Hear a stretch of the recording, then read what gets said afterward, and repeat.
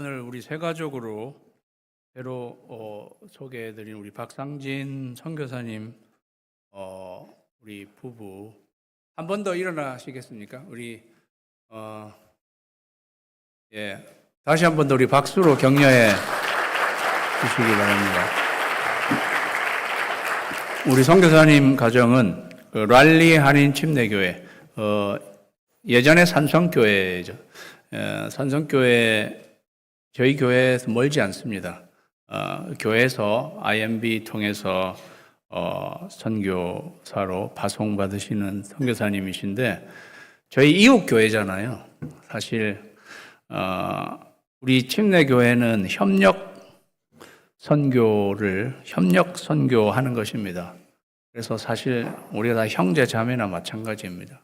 그래서 우리 선교사님 우리 교회에서 파송하는 건 아니지만 우리 같은 침례 교회로 또 우리 IMB 선교 기관은 똑같으니까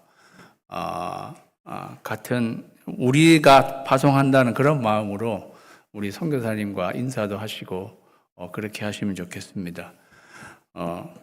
제 설교 원고가 어디로 없어져 버렸네. 누가 가져갔는지.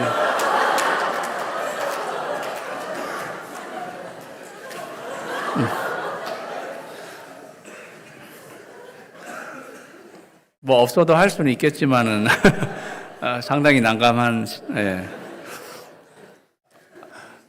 하나님의 나라 내 안에 이루소서, 그러한 토픽을 가지고 사실 10주 동안 저희가 달려왔습니다.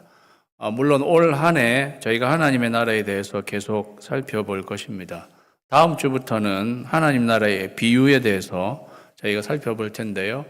10주간의 과정으로서는 마지막 시간입니다. 새 하늘과 새 땅. 보라, 내가 새 하늘과 새 땅을 창조한다. 꼭 창세기 1장 1절로 돌아간 그러한 느낌입니다. 새 하늘과 새 땅이 저의 설교 제목인데요. 사실 새 하늘과 새 땅을 줄여서 한 말이 있습니다. 줄여서 한 말은 신천지입니다. 그렇잖아요. 새로운 하늘과 땅, 그러니까 신천지인데 신천지 이단이 득세하고 있기 때문에 차마 신천지란 말을 하지 못하는 그런 안타까움이 있습니다. 내가 새 하늘과 새 땅을 창조한다. 이사야의 말씀이에요.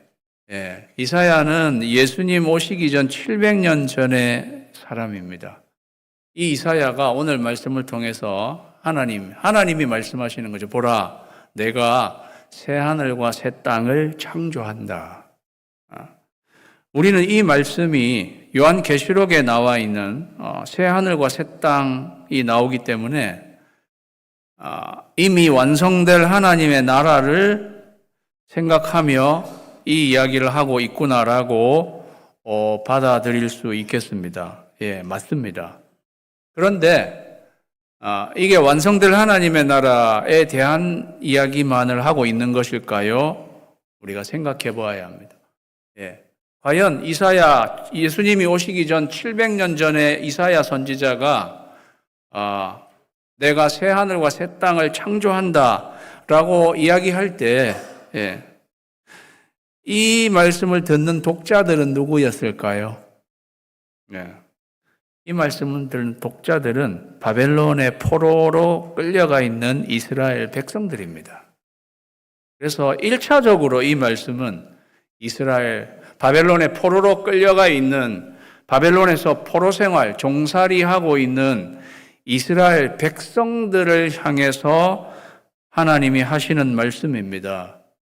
그렇다고 한다면 내가 너희들을 위해 새 하늘과 새 땅을 창조한다라는 말은 그들을 구원하시겠다는 말씀입니다. 그들을 구원하시겠다는 말씀입니다. 그렇다고 한다면 창조와 구원은 그 뿌리가 같다는 것을 우리가 알게 됩니다.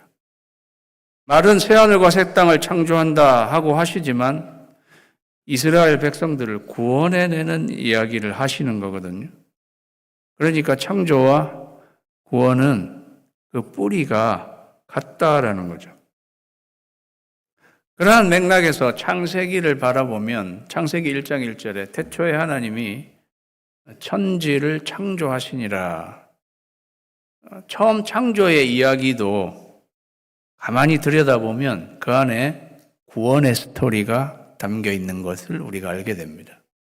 제가 생명의 삶 시간에 육과 창조의 부분에서 그 부분을 자세히 설명을 해 드리는데요. 태초에 하나님이 천지를 창조하시니라. 그 다음에 땅은 혼돈하고 공허하며 흑암이 깊음 위에 있다는 말씀이 이어집니다. 그것은 마치 바벨론 포로로 끌려가 있는 사람들의 상태를 이야기해 주는 것입니다. 그래서 혼돈되고 공허하고 깊은 흑암 가운데 있는 바벨론의 포로 이스라엘 백성들, 그게 창조의 이야기에서 벌써 나온다라는 거죠. 그래서 그들을 어떻게 구원할 것인가 하는 이야기를 하나님은 이미 창세기에서 창조의 이야기로 풀어가시는 것을 우리가 보게 된다는 거죠. 내가 새 하늘과 새 땅을 창조한다. 포로로 끌려가 있는 바벨론, 이스라엘 백성들을 구원해 내시겠다는 하나님의 말씀이다. 그래서 오늘 찬양대가 찬양한 내용 가운데 보라 내가 새 일을 행하리니 이제 나타날 거다. 똑같은 말씀이 새 하늘과 새 땅을 창조하시는 것과 새로운 일을 행하시는 것과 같은 이야기죠. 너희가 바벨론 포로로 끌려가 있는 너희들이 그것을 알지 못하겠느냐? 반드시 내가 광야의 길을 사막의 강을 내리라 이렇게 말씀하셨습니다. 광야는 길이 없는 곳이고 사막은 물이 없는 곳인데 광야의 길을 내고 사막의 강을 내실 수 있는 분은 하나님이십니다. 그것은 기적입니다. 기적적으로 길을 내고 물을 내어서 너희로 그 길을 구출되게 그 바벨론에서 빠져나오게 그리고 너희들이 생수를 마음껏 마시게 그렇게 하겠다라는 말씀인 거죠. 그 아니나 다를까 바벨론에서 이스라엘 백성들이 70년간 포로 생활하고 있다가 극적으로 하나님이 페르시아의 고레스 왕을 일으켜서 그 포로 생활하던 백성들을 다 예루살렘으로 본국으로 돌려보내는 일이 일어나는 것입니다. 기적입니다. 그건 하나님이 고레스 왕에게 대놓고 지시해서 내 백성을 돌려보내서 내 성전을 건축하게 하라. 다이렉트 하나님께서 고레스 왕에게 그렇게 명령해서 고레스 왕은 하나님의 명령을 듣고 그대로 그 백성들을 돌려보내는 하나님은 그렇게 새 하늘과 새 땅을 창조하시는 역할을 하셨다. 새 하늘과 새 땅을 창조한다는 것은 포로 생활하는 이스라엘 백성을 구원해 내시겠다는 말씀이시구나. 1차적으로. 그렇다면 거기에서 끝나는 것일까요? 아니요. 이사야 선지자는 모든 선지자 중에 비전의 선지자입니다. 그래서 우리 교회의 비전도 일어나 빛을 발하는 교회, 차세대를 세우는 교회, 열방으로 나아가는 교회. 비전의 선지자 이사야가 받은 비전을 제가 받아서 이렇게 우리 교회의 비전을 정한 것입니다. 이사야는 포로로 끌려가 있는 이스라엘 백성만을 대상으로 하지 않고 700년 후에 멀리 예수 그리스도를 통해서 새롭게 창조될 하나님의 나라도 보면서 이 이야기를 하는 거예요.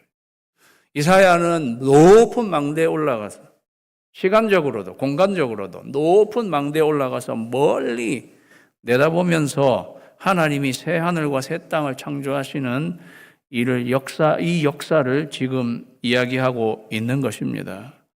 이사야의 이사는 예수님을 이야기하는 것입니다. 제가 중동 지방을 어쨌든 갔다 온 거잖아요. 중동 사람들은 예수님을 이사라고 불러요. 우리는 예수, 그 사람들은 이사야 안에 이사가 들어있는 거죠. 그러니까 전형적으로 이사야는 예수님을 예표하고 있는 인물입니다. 그가 이야기한 이 비전의 메시지 안에는 당연히 예수 그리스도를 그가 지향하고 있다는 것을 우리가 알게 됩니다. 그래서 내가 새 일을 행할 것이다, 내가 새 하늘과 새 땅을 창조할 것이다 라는 말씀은 딱 이 말씀입니다. 그런즉 누구든지 그리스도 안에 있으면 새로운 피조물이라. 이전 것은 지나갔으니 보라 새 것이 되었도다. 누구든지 그리스도 안에 있으면 새로운 피조물, new creature라고도 번역할 수 있고 new creation이라고 번역할 수도 있습니다. 누구든지 그리스도 안에 있으면 새로운 피조물, creature라고 번역하면 새로운 피조물이라. 그러나 creation이라고 번역하면 누구든지 그리스도 안에 있으면 새로운 창조의 세계다. 그런 말이죠. 그것은 누구든지 그리스도 안에 있을 때 하나님이 새 하늘과 새 땅, 새로운 창조의 세계를 그의 인생에 펼치신다.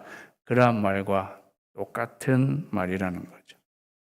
그래서 이사야의 이 말씀은 그때 당시에 바벨론 포로들 뿐만이 아니고 아니면 장차 이루어질 하나님의 나라에 대한 그 이야기만이 아니라 오늘을 살아가는 저와 여러분을 향한 말씀입니다. 너희들이 그리스도 안에 있다면 완전히 새로운 사람으로 변화하게 된다. 변화 정도가 아니라 하나님이 새로운 사람으로 창조하시게 된다는 것입니다. 그래서 다 같이 읽겠습니다. 시작. 지금도 하나님은 우리를 그리스도 안에서 새롭게 창조하십니다. 저와 여러분의 인생, 그리스도 안에서 새로운 창조, 새로운 피조물이 되어야 하는 거죠. 날마다 이전 것은 지나갔으니 보라 새 것이 되었도다 그랬어요. 이사야서의 말씀에도 이전 것은 기억되거나 마음에 생각나지 아니할 것이라 그랬어요. 새 하늘과 새 땅을 창조하나니 이전 것은 기억되거나 마음에 생각되지 아니할 것이라. 어떤 분들이 이 구절을 이전 것은 기억되거나 마음에 생각나지 않는다. 이 말씀을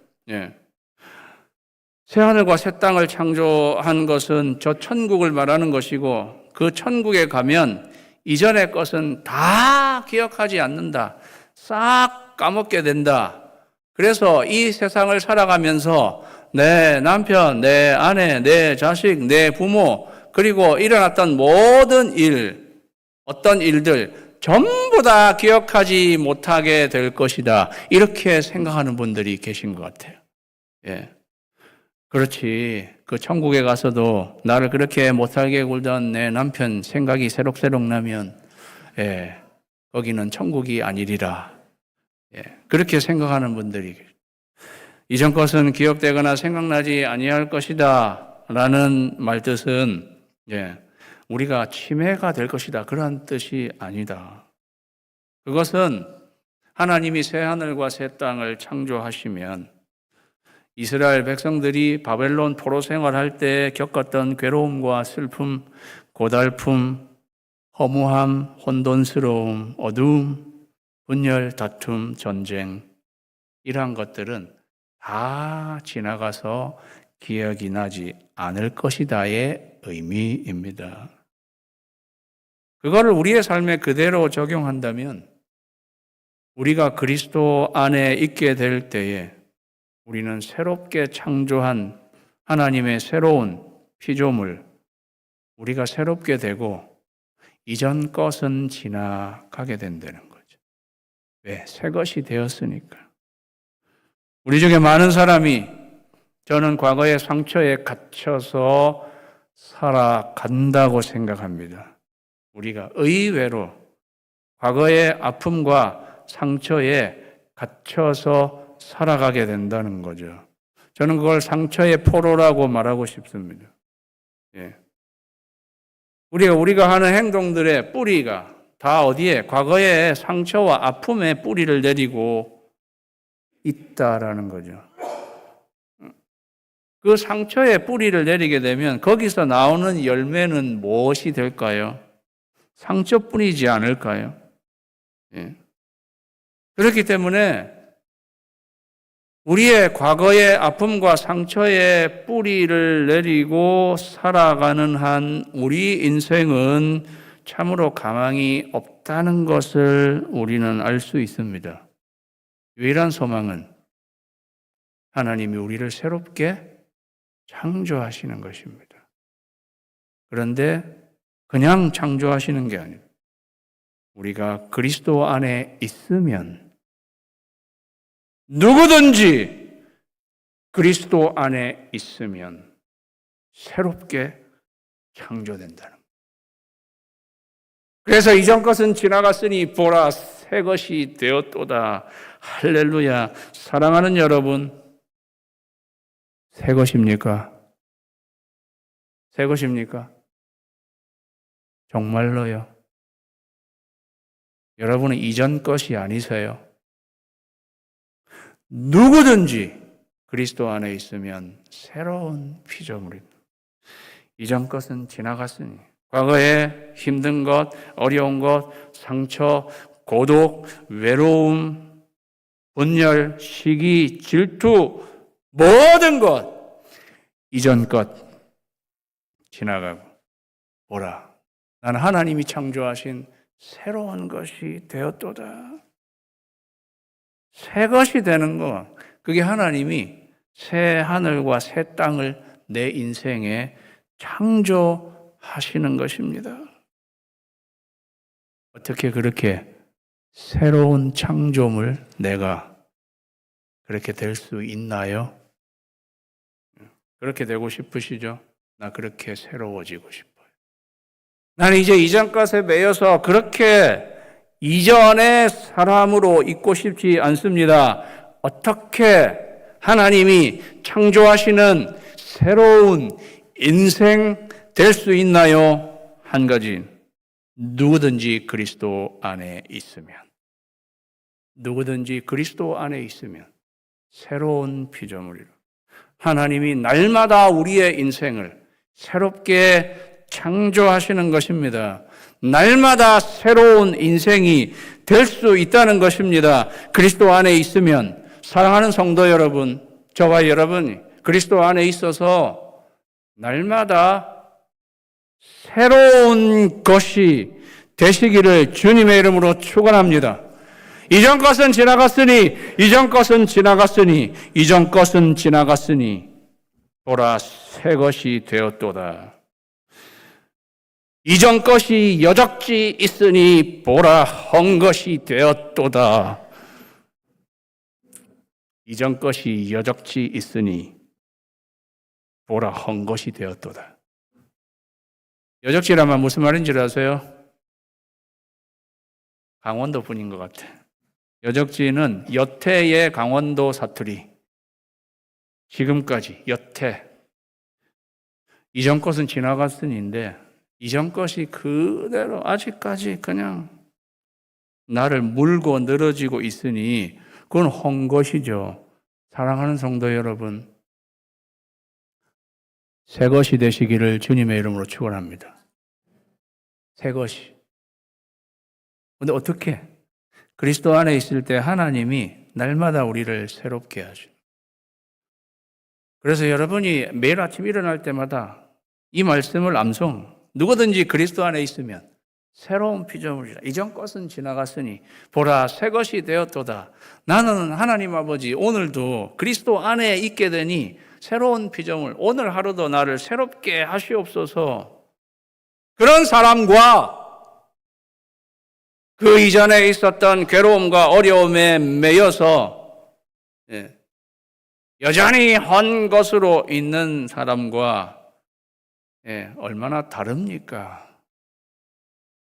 새 것이 되시기를 주님의 이름으로 축원합니다.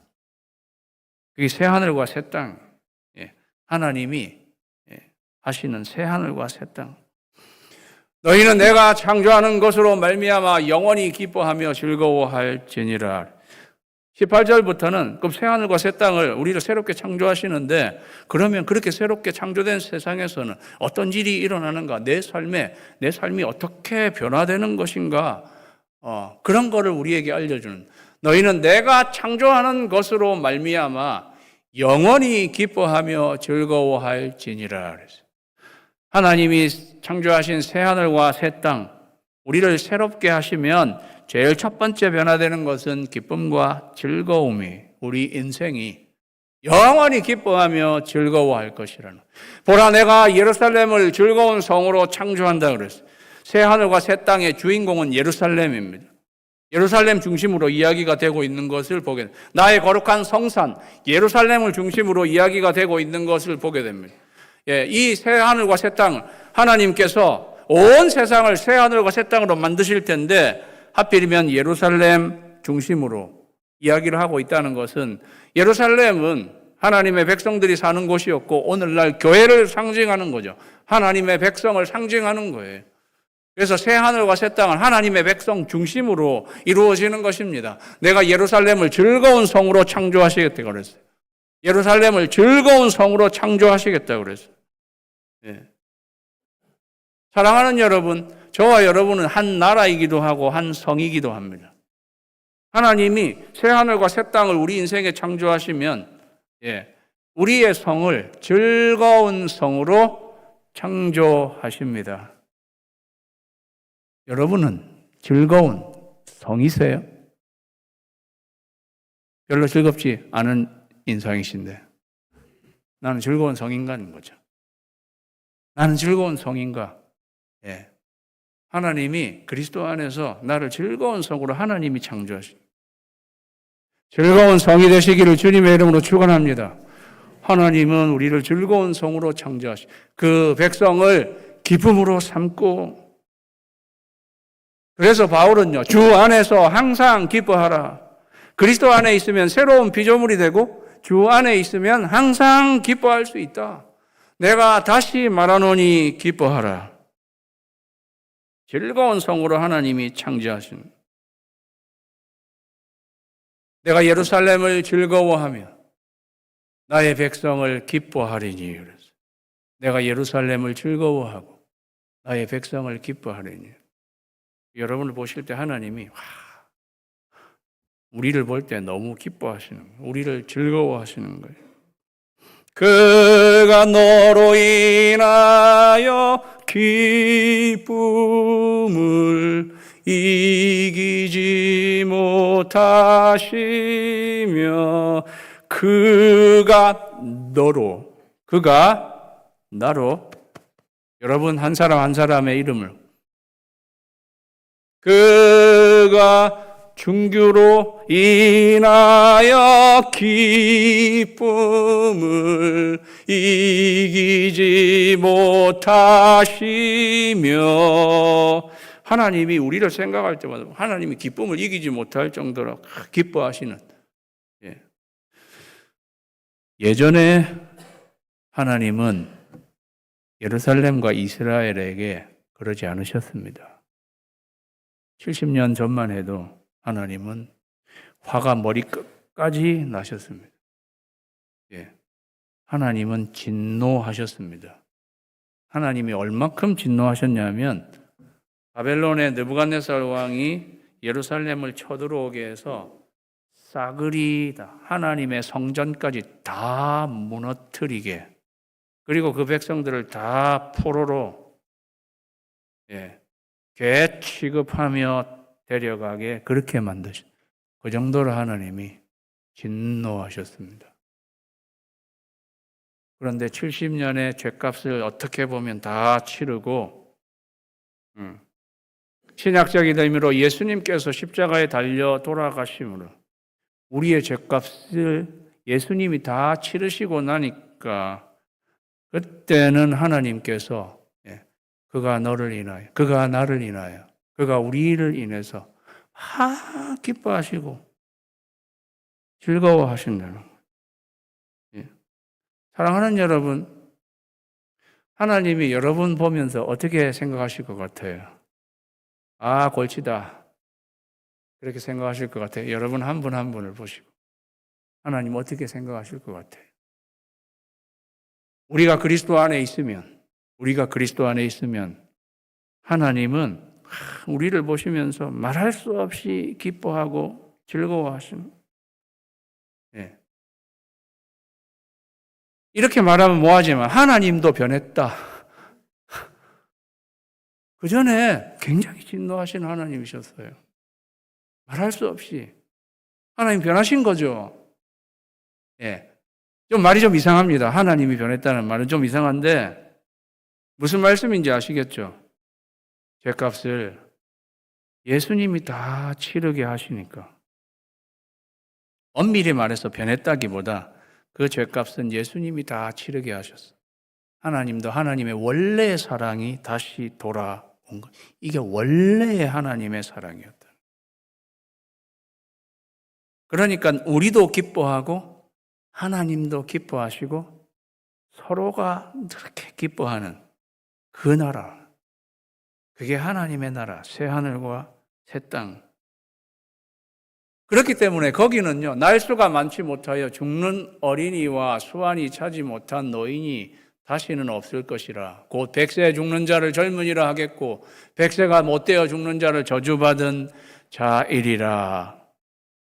무병장수한다는 말씀이에요. 사실 이 말씀은 100이라는 숫자 자체가 좀 영원을 상징하는 그러한 숫자죠.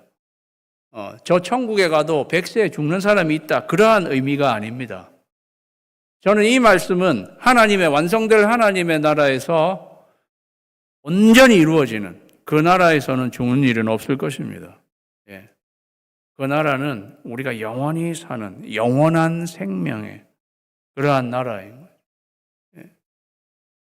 하나님께서 질병도 없게 하시고 아픔도 없게 하시는 그러한 나라, 고통과 아픔이 없는 나라. 이것이 완벽하게 이루어지는 것은 정말 완성될 하나님의 나라에서, 그러나 우리는 이 땅에서도 그것을 맛보며 살아가게 하신다. 신천지에서는 이거를 문자 그대로 해서 이 땅에서도 죽지 않는다. 그래서 영생불사한다고.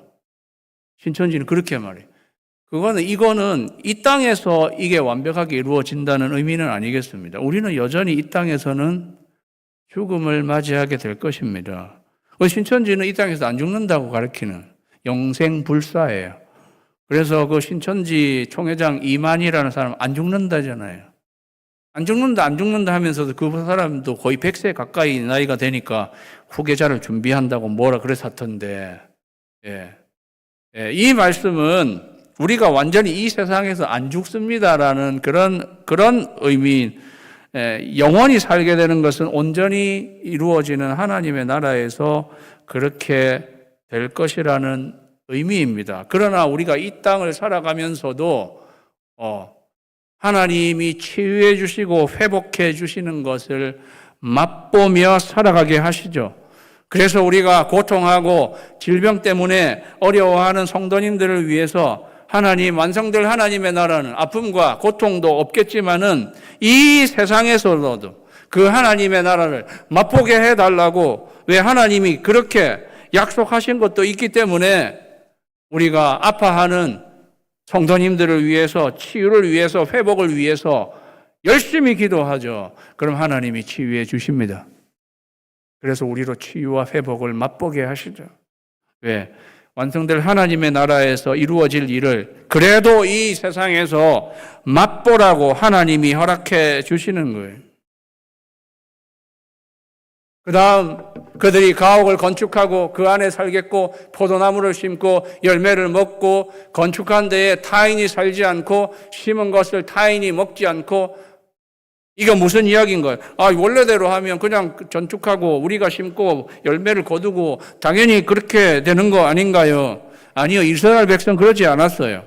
이스라엘 백성은 항상 외부에서 아수르가 쳐들어오거나 바벨론이 쳐들어오거나 아람이 쳐들어오거나 심지어는 사사기 시대에는 옆에 있는 암몬, 모압 이런데 마온 이런 데에서도 수시로 사람들이 쳐들어와서 가옥을 무너뜨리고 거기 들어와 살고 그들이 다 농사해 놓은 거 다 뺏어가고 그래서 이스라엘이 빈 털터리가 된 적이 너무도 많았습니다.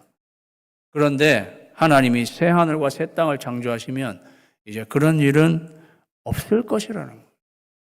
그런 일은 없을 것이다. 너희가 건축한 곳에 너희가 안전하게 살고 너희가 뿌린 것을 너희가 충분히 거두고 그래서 너희 수고가 결코 헛되지 아니하도록 너희가 생산한 것이 재난을 당하지 아니하도록 여기 생산한 것은 자녀들도 포함할 수 있겠습니다. 너희가 낳게 된 자녀들에게 재난이 당하지 않도록 하나님이 철저하게 지켜주신다는 말이죠. 하나님이 철저하게 지켜주신다는 말이에요. 왜? 그들은 여호와의 복된 자의 자손이기 때문에. 그들은 여호와의 복된 자의 자손이기 때문에. 하나님이 새 하늘과 새 땅을 창조하시고 하나님의 복된 자, 복 받는 자의 자손뿐만이 아니라 그들의 후손까지도 복 받은 사람, 복 받을 사람, 하나님이 복 주시기 원하는 그러한 사람들이기 때문에 내가 철저하게 그들이 복 받은 것을, 복 받을 것을 지켜주시겠다. 그렇게 약속하시는 것입니다. 다 같이 읽겠습니다. 시작. 새 하늘과 새 땅, 하나님의 나라, 하나님이 우리에게 복되도록 지켜주시겠다는 말씀인 거죠. 사랑하는 성도 여러분, 이스라엘 백성이 앞에도 말씀드렸지만 그 전에 그렇지 않았습니다. 그 전에는요, 하나님이 지켜주시지 않아서 다 털리게 됐어요. 다 털리게 된 거죠. 자기들이 열심히 수고해도 외부의 원수들이 쳐들어와서 그들은 다 빈털터리가 된 적이 많았습니다. 왜? 그때는 그들이 불순종했기 때문에 하나님이 지켜주시지 않았습니다. 그들이 복받은 것도 하나님이 지켜주시지 않았습니다. 그런데 새 하늘과 새 땅, 하나님의 새로운 나라를 하나님이 우리에게 만들어주시면 거기서는 하나님이 우리를 복되게 지켜주신다는 말. 이사야서에 여호와께서 그 오른손, 그 능력의 팔로 맹세한 내가 다시는 내 곡식 내 원수들에게 양식으로 주지 않고 내가 수고하여 얻은 포도주를 이방인이 마시지 못하게 할 것이다. 어떻게 하겠다는 말씀이에요. 너희에게 주어진 복은 내가 철저히 지켜준다라는 말씀인 거죠. 사랑하는 성도 여러분, 여러분이 내 중심적으로 내가 어떻게 하는지 모으고 어떻게 해야지 하나님 생각 없이 어떻게 하든지 내가 일하고 내가 가꾸고 이렇게 한 거를 내가 어떻게 해보려고 이렇게 하다가 털린 적 없으세요? 다 털려. 무슨 일이 생기거나 이래가지고 그냥 다 헛수고가 되어버린 그런 적 없으세요? 무엇을 의미하는 것입니까? 하나님이 지켜주시지 않으면 우리는 다 털려요. 믿습니까? 하나님이 지켜주시지 않으면요, 우리는 다 털리는 존재들이에요. 그러니까 우리가 이게 하나님이 이게 얼마나 엄청난 복이냐 하면 우리로 새 하늘과 새 땅 그리고 새로운 피조물로 창조하신 다음에는 하나님이 우리에게 원래부터 주시고자 했던 복을 주신 다음에 그걸 하나님이 지금 지켜주시겠다고 하니 이 얼마나 엄청난 축복인 거예요. 예. 사랑하는 여러분, 하나님이 우리에게 원하시는 것, 하나님 우리에게 복 주시기를 원하세요. 하나님이 우리에 대해서 무엇을 원하실 것 같으세요? 물론 하나님의 뜻대로 살기를 원하시죠. 하나님의 소원도 있어요. 하나님의 소원은 우리에게 복 주시는 거예요. 별로 복을 받기 원하시지 않는 표정이신 것 같습니다.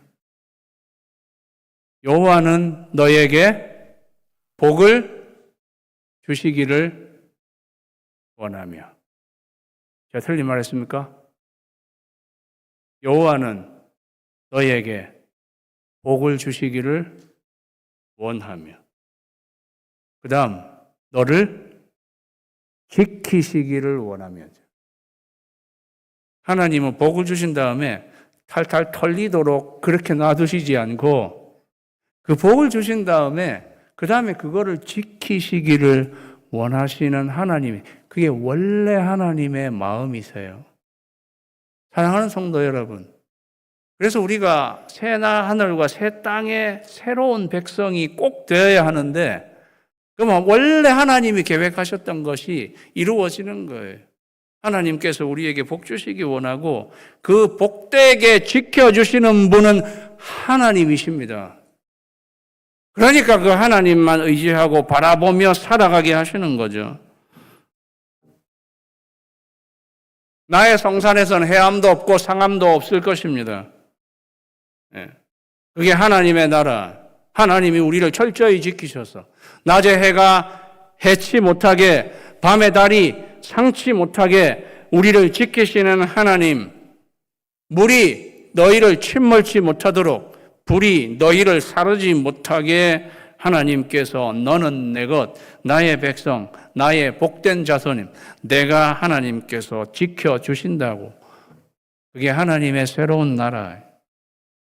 능히 너희를 보호하사, 능히 너희를 보호하사, 능히 나를 보호하사, 거침이 없게 너희로 그 영광 앞에 흠이 없이 기쁨으로 서게 하실 분 하나님. 마지막 부분에 이르는 마지막 스테이지가 있어요. 새 하늘과 새 땅, 새로운 하나님의 나라의 마지막 스테이지는 뭐냐? 그들이 부르기 전에 내가 응답하겠고 그들이 말을 마치기 전에 내가 들을 것이다. 꼭 자상한 어머니가 자녀의 필요에 아주 민감한 자상한 어머니의 모습을 여기서 보게 됩니다. 우리 어머니들, 자녀가 무슨 말 해도 뭐가 필요한지 센스 하잖아요. 그래서 그냥 그 자녀에게 해주죠. 하나님이 지금 그렇게 부르기도 전에 응답하시고 말을 마치지도 않았는데 다 들어주신다고 하는 거예요. 이게 웬일인가? 예전에는 그렇지 않았어요. 예전에 그렇지 않았어요. 예전에 오직 너희 죄악이 너희와 너희 하나님 사이를 갈라 놓았고 너희 죄가 그 얼굴을 가리어서 너희에게서 듣지 않으시게 하나님도 한때는 이스라엘 백성에게 딱 귀 닫고 안 들어요. 하나님과 이스라엘 백성 사이의 냉전. 여러분들 가정에서 냉전을 많이 경험하시는지 모르겠습니다. 그러면 뭐라 말해도 안 듣잖아요. 안 들어. 예. 들리면서도 못 들은 척하죠. 뭐 이거 해달라! 이렇게 하는데도, 예. 레시버 이런 거 끼고 있으면서 그거 껴도 들리는데 못 들었는데? 뭐라 했어? 이렇게. 다 알면서. 예. 그거 냉전인 거죠. 예. 예전에 그랬어요.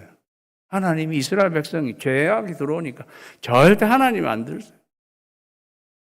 그런 하나님이셨는데, 예. 또 이런 말이 나옵니다. 하나님도 변했다.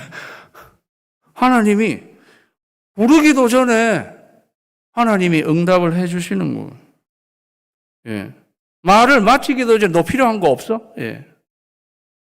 여러분 부부 사이도 그렇고 자녀 사이도 그렇고 냉전의 시간에 야, 너 필요한 거 없어? 이렇게 먼저 서제스트 하세요. 안 물어보지. 그 물어보는 것도 뭐 필요한 거 있다고 말해 오는 거를 두려워하죠. 그런 입장에서 내가 뭐 필요한 거 없냐고 절대 먼저 말 안 하죠. 그건 냉전이에요. 그런데 이게 완전히 바뀌면 어떻게 너 필요한 거 없냐고. 네. 말을 마치기 전에 대답하시는 이 하나님의 모습은 어떤 모습이냐 하면은요. 다 같이 읽습니다. 시작. 우리를 자비로 너무 감싸주시는 거죠, 하나님이. 예. 말 마치기도 전에 자비롭게 하나님이 우리에게 대해 주신다는 것입니다. 너를 잠잠히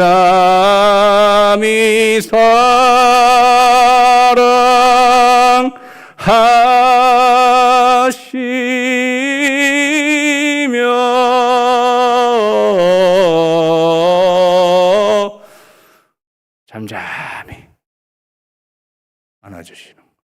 잠잠히 우리가 부르기도 전에 하나님이 필요한 거를 우리에게 답해 주시고 채워 주시는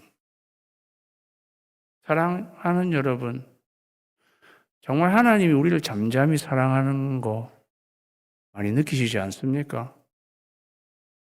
예, 하나님이 우리를 그렇게. 예. 그래서 예수님이 이렇게 말씀하셨죠. 지금까지는 너희가 아무것도 구하지 아니하였으나 구하라. 그리하면 받게 될 것이다. 예. 너희가 구하는 대로 내가 즉시 너희에게 응답할 거다. 그래서 너희 기쁨이 충만하게 될 것이다.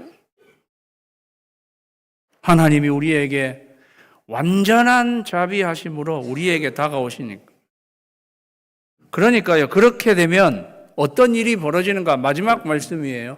이리와 어린 양이 함께 먹을 것이며 사자가 소처럼 짚을 먹을 것이라. 이리와 어린 양이 함께 먹고 사자가 소처럼 짚을 먹으리라는 거예요.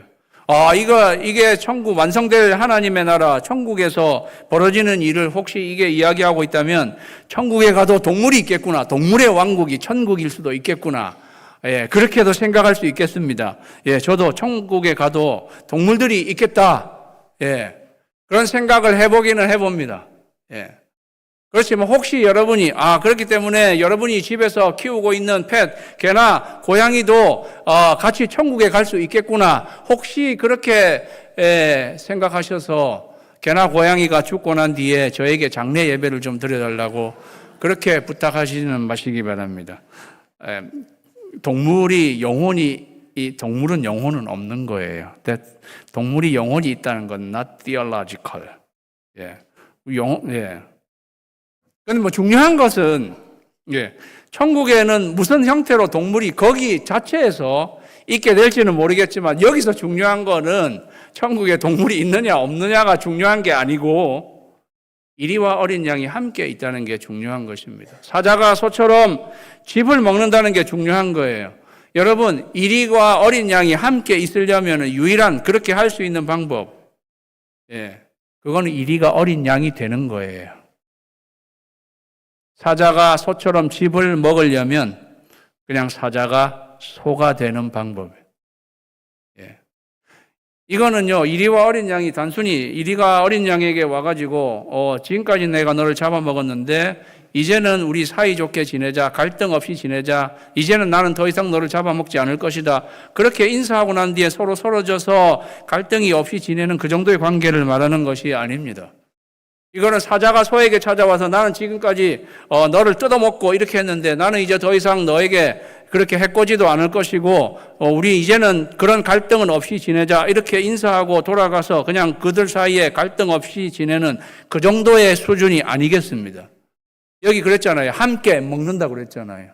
함께 있는 거예요. 사자가 소처럼 짚을 먹는다 그랬어요. 이렇게 될 수 있는 유일한 길은 이리가 양이 되는 거예요. 사자가 소가 되는 거예요. 그렇게 완전히 변형이 되는 거예요. 그렇게 완전히 자비로운 사랑의 존재로 완전히 변화가 되는 거예요. 그것은 바울의 경우를 살펴보면 바울은 사자와 이리와 같은 사람이었어요. 그렇지 않습니까? 교회를 잔멸했던 사람. 그랬는데 그가 나중에 사자와 이리 같은 그가 어린 양과 소처럼 된 거죠. 그래서 가장 많이 예수 그리스도의 사랑을 이야기한 사람이 사도 요한 외에도 사도 바울이었습니다. 믿음, 소망, 사랑 이 세 가지는 항상 있을 것인데 그 중에 제일은 사랑이라고. 하나님의 나라는요. 저는 이것도 완벽하게 천국에서 완벽하게 이루어질 것입니다. 그런데 이런 말씀은 그렇게 천국에서 완벽하게 이루어질 사랑과 평화의 나라가 이 땅에서도 우리가 살아가는 동안에 그것을 맛보게 하신다는 거죠. 그거를 경험하게 하신다는 거죠. 그거는 하나님의 그러한 사랑을 받은 우리가 그러한 사랑의 존재로 완전히 변형될 때 가능하다라는 거죠. 사랑하는 여러분, 이리와 같은 우리들 어린 양처럼 변형됩시다. 여러분 원래부터 어린 양이라서 대답이 별로 없으신 것 같아요. 사자와 같은 내가 소처럼 되자. 사랑의 존재로 변형되는 거예요. 그게 하나님의 나라예요.